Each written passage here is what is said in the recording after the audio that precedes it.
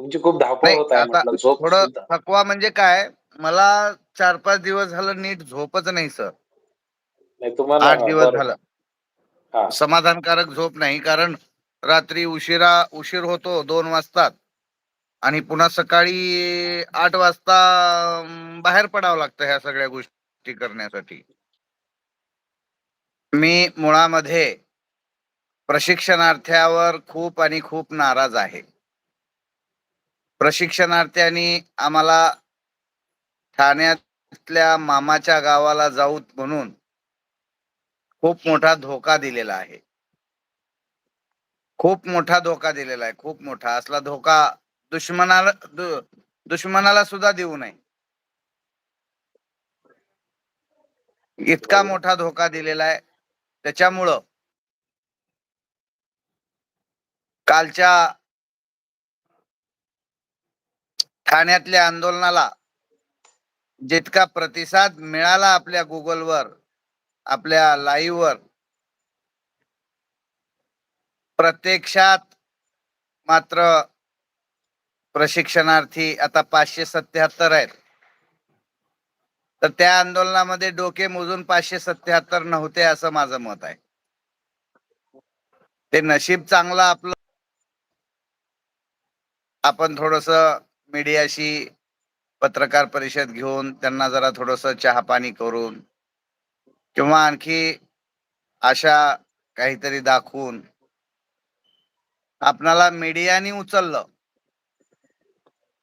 Print media असेल, electronic media असेल, मीडियाने उचललं. मीडियानं भरपूर कव्हरेज दिलं आणि या भरपूर कव्हरेजमुळं सरकारमधील सगळे लोक दुःखी आहेत. बालाजी पाटील चाकूरकरांवर विशेषतः हे चित्र आज आम्हाला पाहायला मिळालं. काल पण पाहायला मिळालं, आज पण पाहायला मिळालं. सरकारमधले दोन्ही घटक नाराज आहेत. भाजपमधले पण आणि शिंदे गटाच्या शिवसेनेमधले पण. त्यांचं म्हणणं आहे की आम्ही तुम्हाला